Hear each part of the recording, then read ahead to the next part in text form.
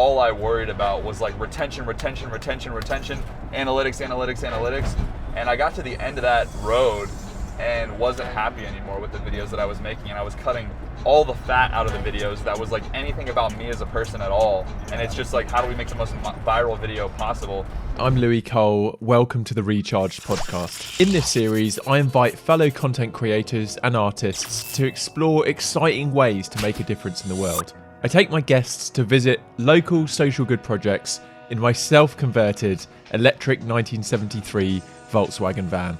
We have real and raw conversations about life and hear from social good heroes that we can all be inspired by. On today's podcast, our guest is Eric Decker, aka Airrack. He's a former competitive diver, entrepreneur, and in 2020 took YouTube by storm, growing his channel from 0 to 1 million subscribers, becoming one of the fastest growing channels on the platform. He has now built a social following of 4 million. His dedication, drive, creative, and self-proclaimed social hacking have earned him recognition as one of the hottest up-and-coming creators online.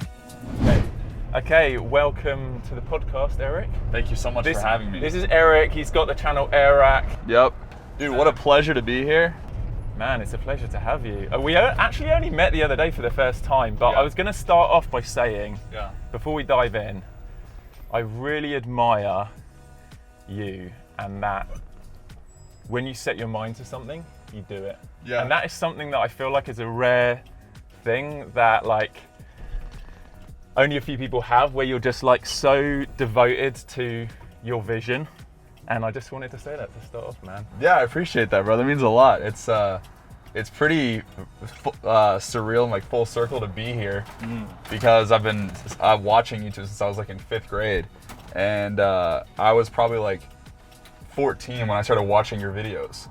So it's crazy. It's just crazy that we're like, you're like an OG on the internet. I told you this the other day, but like you are like an OG on the platform. So this is wild. I guess I would describe you as like, you're a risk taker. Yeah, high and risk I think tolerance. That's where I relate to you, because I feel like, I admire that, because I'm like, I like that quality about myself. That it doesn't always pay off, but overall, the score is pretty good. Like overall, the balance, like I your think, wins versus losses, like the wins like highly outweigh the losses. Exactly. Yeah, I totally agree with that. I love that. And I can see that in the kind of stuff you do too. But yeah, it's I think it's all like in fear. Like my biggest fear, I don't know about you, but it's like unfulfilled potential. Like if I die and I didn't try to do something that I always wanted, I'm gonna be pretty upset. So it's like I say my biggest fear is very similar, is living my life and having not made the impact I could have. Yes. Like looking back and being like, I didn't make a difference. Totally huge. I don't know, man. We're here for such a short period of time. Like, while it's like all that matters is what you do while you're here, and I want to make the most of this whole freaking space flight on a rock, you know what I mean? Like let's make the most of it, We're probably pretty similar people, but I feel like my life path, the way that I like have worked in life and like gotten anything I wanted, feels like I always compare it to skydiving. You ever been skydiving? Where only tandem. I haven't got my license yet. Yeah, but you probably know when you're skydiving, the first thing they teach you is if you start trying to fight the air, that's when you start spinning out of control. But if you like relax and let your arms go back, that's actually, and you use small movements, that's actually when you have the most control. I always think of the metaphor of my YouTube career as I was out at sea just paddling on a surfboard, didn't really know what I was doing. Out of nowhere came this wave, and it was really although there was YouTubers before me, there was kind of a generation of YouTubers before me. I think I caught the first huge wave on YouTube. And I was, before I knew it, was standing catching this wave, and I was like, whoa, what the heck's going on? And I was like, I didn't even know. I feel like it was fluke. It was kind of luck that I'd got into it at the right time. I was riding this wave in, and what I found in the last couple of years, I feel like the wave has crashed. I'm on the beach, and I'm like, oh, I kind of need to paddle back out there, because the type of content I'm making, the audience I built have kind of grown up. There's like, because I've been on the platform for so long, this is kind of a dip in my channel. it's been pretty stagnant the last couple of years. Yeah. And now it's like this decision of like, okay, how hard do I want to like get back to catching a wave? Totally. And trying to figure that out and having to be more strategic now. What would your perspective be on like how YouTube has changed since you started watching it? You were saying you watched my vlogs back in the day. Yeah, of course. And obviously Casey. Yeah. How have you seen, and you kind of touched on this a little bit, but how have you seen things change and how have you adapted your kind of... Yeah, it's a good question. I think that if it were up to me, I would love if daily vlogs were still a thing. Because I'm like a big believer. I don't know if you've ever heard the like the pot story, where it's like you give 2 people 6 months to build a pot. One guy makes 1 and one guy makes 1,000. And the guy with 1,000 ends up making the better pot because he has so much practice versus the guy who was the perfectionist and just try to perfect this one pot. I think there's so much power in like daily vlogging, getting reps in like that, and just creating. Did you ever try it? Yeah, I did for like 3 months before. So I sold all those wedding videos when I started the wedding video company. Yeah. Had no idea how to shoot videos. So I was like, all right, well, I'm just gonna daily vlog for like 90 days and get good at video and editing. And so I did that, and I learned so much, you know? Yeah. And I think what gets praised these days on YouTube is like the perfect, most edited, like most like mastered video of all time. But unfortunately, you only arrive at that point by getting in a ton of reps. You know what I mean? I got into a phase where all I worried about was like retention, analytics. And I got to the end of that road and wasn't happy anymore with the videos that I was making. And I was cutting all the fat out of the videos that was like anything about me as a person at all. And it's just like, how do we make the most viral video possible? And I realized but then the end of that road for me, and I always said this was, there was a phase on YouTube where people were like bathing in slime. Yeah. And those were like really popular. And I was like, I don't want to bathe in slime for views. Like that's not what my goal is. But I know if I was trying to get millions of views, you should go bathe in slime. Yeah, I just got to jump in like a tub of Orbeez or slime or something. And it's just like, that's kind of where I saw all the views going. I was like, oh man, like. It's a bummer. Yeah. Is this us? Yeah. Let's go. So let's carry on the conversation on the way back, but we're arriving at this organization called TreePeople. Love this. And I know you're kind of passionate about the environment, and this is an organization which we can hear about, but they're doing amazing stuff. Dude, I'm so excited. This is sick. Okay. All right, here we are. Let's do this. Today we're visiting Ariel Whitson, Director of Education and Community Organizing at TreePeople, Los Angeles' largest environmental movement, whose mission is to inspire, engage, and support people to take personal responsibility for the urban environment, making it safe, healthy, fun, and sustainable. TreePeople is helping communities to put these solutions into action alongside healthy, well-cared-for trees to create a functioning community forest in every LA neighborhood. Expanding the tree canopy over LA remains one of TreePeople's central goals.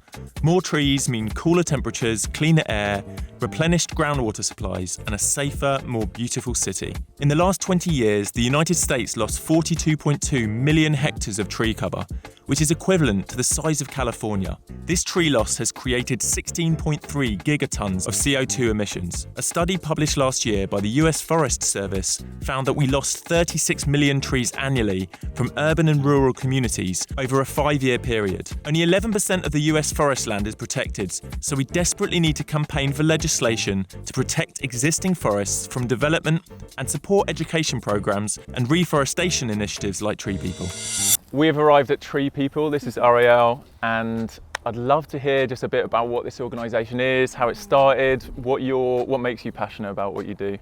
Well, TreePeople was actually founded by a 15-year-old, Andy Lipkiss, and so that's why I love TreePeople, because we started from the voice of a youth wanting to address environmental issues. So that was about 50 years ago, and now we're a huge organization. We plant trees, thousands of trees all over the city, in South LA, Southeast LA, the Northeast San Fernando Valley, which are areas that have really low tree canopy. And then we have this beautiful space here, which is the Coldwater Canyon Park, which we've managed for a long time, and it's a demonstration site. Do you feel relaxed? Oh yeah, I really do. So good. Yeah, and this can be a reality all across LA. You know, the trees, the mulch, the soil, the clean air, this can be the reality. And we also now have a land trust. TreePeople land trust, about 3,000 acres in the Santa Monicas. So we do work all over, and we're all about environmental issues and really engaging people, inspiring, engaging, and supporting people, because trees need people and people need trees. That's our motto. I mean, it's so important that we work together in that. Well, on that note, shall we do the simple act of planting You a want to tree? plant a tree? Yeah, let's do it. Do it. The first step towards progress. Let's plant this tree. Have you planted a tree before, Eric? Yeah, I used to landscape. But they were, like you said, they were the exact same type of tree over and over and over and over again. So I don't know if I did it right. But I'm gonna learn today. I'm gonna learn. Do you know trees also communicate through their roots? They're amazing. And that's why it's really important. There's mama trees too, which is really important. That's why you can't just kill a bunch of trees and clear cut and replant, because those mama trees take care of their babies. Yeah, it's amazing. Okay, so then we're gonna actually put the tree in the hole, and you're just loosening up those roots so it can come out. Where did this come from? This came from a nursery, this tree, yeah. Is this a weed?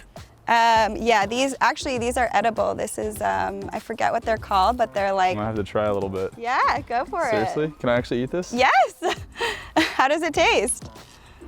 Feels like salad. Yeah, like a It is. It's a micro something. I forget the name. We'll have to ask our forestry team. Good stuff. Or minor lettuce. Maybe that's it. Minor lettuce. I think that's what it's called. Oh, it's literally a type of lettuce. Yeah. Did it taste like lettuce? Kind of. Nature's Like amazing, that you isn't it? guys just went in there with it. Okay, so we're gonna slowly kind of pull it out. Yeah, and put your hand there, and we can kind of slowly push it. I don't want to Her break. pull up. It's okay. Don't worry.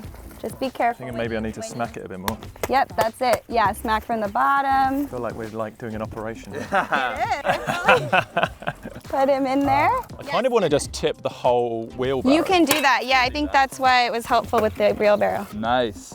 There you go. Good teamwork. Dude, this is wholesome right here. This is awesome. I love this. I'm glad you guys aren't afraid to get your hands dirty. Oh yeah. If you don't compact it, then what happens is the water doesn't get to the roots. Oh, interesting. And that would be very sad. Okay.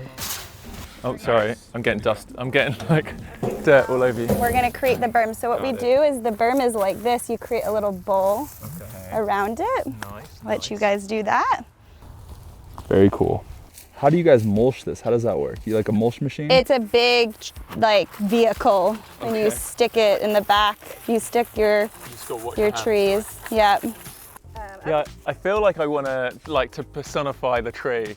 We should name it. 100%. Oh, we will name it. We have a whole naming process. So Oh, don't. can we be involved in the naming process? Yeah, we're gonna kind of get a little weird. We're gonna hold hands and do a thing. Okay, we can like come up with our We suggestions. do it with every single tree. I thought you were original with that idea. Not so much. Yeah, maybe not. All right, so the watering. Okay. Who wants to water? I'll go for it.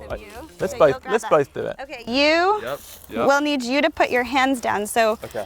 that's really important. Is you don't want to just dump water straight on. Because it could wash the dirt away, right? Exactly. So you want to give it a little bit. There you go. How much do you water a new tree like this? Is that enough? These two 5-gallon buckets, it's great. No, the whole thing. You want to. Wow. What? The whole thing? They take a lot of water. I guess it is California. It's like put a lot super of dirt dry. in there. Yeah, you can go for it. Flooded. I would think that I was drowning the tree with this much water. Whoa. Like that's a lot of water. I feel like I'm fully. I would not think to put that much water. Yeah. No, our baby needs a lot of water. All right, so put the rest of the mulch around. All right. I'm telling you, we'll come back and visit. 100%. 100%. I hope you do. Should we welcome this tree to the world? Yes. Okay, so Hold hands. we're gonna hold hands. Okay. Disgusting hands. So, what are you guys gonna name this tree? On the What's spot. coming Oh up? man. I'll let Eric do it. Oh geez. For some reason the name Nicole is coming to mind. Never met anybody Okay. named Nicole. Throw that one You out just there. Nicole. You felt this was a Nicole. I you guys appreciate think? that. I love that. Nicole. I love that. Nicole? All right, Nicole the tree. Welcome, Nicole. We have a little saying here at TreePeople. So it's Trees Need People. Did we say this after Let's you? do it all together. Okay. So it's Trees Need Trees? People, Okay. People Need Trees, welcome Nicole. Okay? All right. Do you need that one more time? Or are we good? Easy, we got it. Okay, 1, 2, 3. Trees need people and people need trees. Welcome, Welcome, Nicole. Let's go, Nicole. You got this. You got this. So we will take care of Nicole, and thank you guys for planting. Dude, this is crazy. It's so simple, Yeah. but it's like getting back to our roots. Yeah, man. Yeah, great job. You guys did a good job. Teaching us. Yeah, for sure. Nicole, I can't wait to come back. you guys should Mother come Nature back. just gave me that name as a layup, and we just, she really spoke to me. That's awesome. What's the best way for people to find out more about Tree People and support you guys? Is there like a website, Instagram, stuff like that? Yeah, treepeople.org is our website. You can follow us on all social media at treepeople_org. And we're always looking for folks to come out to plant with us like y'all did. Yeah. Of course, donate, support our communities where we're planting trees. Love that. The majority of where we plant are either our low-income neighborhoods, communities of color, where we're planting literally thousands, because that's what's needed. And then also we restore fire-scarred areas. So Cool. it's really about the mountain forestry, the urban forestry, and how we live in harmony. I wish that I knew about this before now. I don't know why I didn't, but yeah, this is I bet there's people that live in LA that have no idea this is here. Yeah, and it's so interesting because this is very much in the middle of the city. yeah. Holland Drive. Yeah, exactly. Well, before we head off, I was going to show Eric what I've done to this van. So check this out. This is an electric motor that I put inside. So this tiny motor here is powering the whole thing. Yeah. So the engine was huge, filled up this whole space, but now there's like Just wires in that one motor, huh? yeah wires. This is actually a PC cooling No a coolant way. thing that's cooling Yeah. it's cooling all the batteries. No way. So I kind of built this myself. It's That's very amazing. homemade DIY. Wow. Obviously the wires are dangling everywhere. This isn't the neatest job, But it works. That's incredible. let me pull it around and then maybe you could just like have a little test. Yeah, drive. please. This one's the gas. yeah. Oh, yeah, because this has a okay. Yeah. Oh my gosh. There you go. Oh my gosh. Yes, this is crazy. This is absolutely crazy. All right. So this is back on the brake. No clutch. The clutch doesn't do anything anymore. The clutch? No, you don't need the clutch. Okay. So then we're back You and guys forward. can go through don't go back out on the street, kind of come Just around. coming at 3. I Yeah, can okay. move those too if you want. Dude. How's that feel?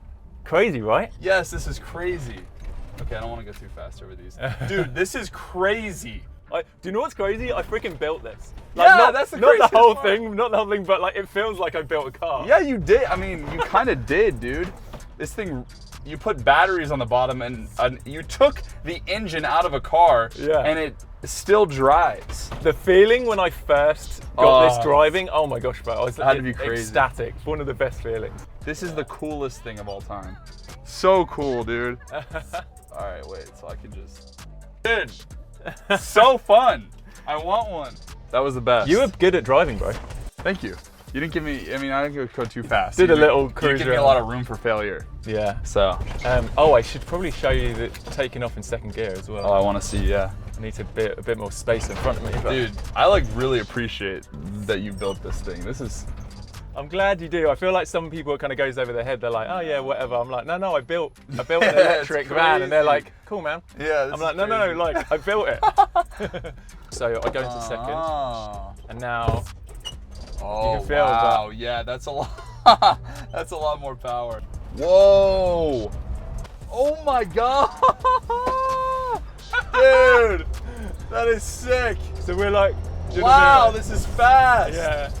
Anyway, what did you think of Tree People? Did you enjoy the little visit? Dude, the coolest. Dude, what a cool environment. I've driven past that place a million times and never knew that was there. Yeah. But yeah, man, that's sick. I mean, I feel like that is the type of cause that I want to sort of be behind, and I think that it's cool, dude. Coming out and doing this is cool because I think that I never make excuses for myself to come out and like learn more about the causes that I do care about. But I feel like I literally just learned so much by taking an hour out of my day to go just hang out and learn about how these people are helping our city. I had an interesting thought. Yeah. So they mentioned, was his name Andy something that started the, Yes. had the dream? Yeah, he's like 15. 15-year-old, 50 years ago. Uh-huh. So obviously to see what his dream has become Yeah. now, 50 years after he had it, what would your wildest dream be? Whoa. Fast forward 50 years, what is the Airrack legacy? What have you built? And going similar, but going back to like Elon Musk's bigger dream, like, is there, maybe you haven't thought of it yet, but is there like a bigger picture, like the legacy you want to leave? Yeah, dude, I love that. Yeah, I mean, I think that the YouTube thing is such a cool platform to build anything else we want to build off of, you know? That's pretty close to it, dude. That was cool. Like, creating a mission where we can save the planet. If that's the best way to do it, I don't really know. So something around environmental protection. Yeah, and absolutely. I think so. And it's like, it's hard, man, because it's balancing that with like, here we are too. Like, I'm a huge fan of this guy who's creating enormous amounts of carbon footprint by trying to send humans to Mars, right? Well, it's interesting with Elon, and I feel like he's very polarizing character. Like, a lot of people seem to be giving him a lot of hate right now, but I am a bit of a, I wouldn't say I'm a fanboy, but the things I admire about him is he's a disruptor.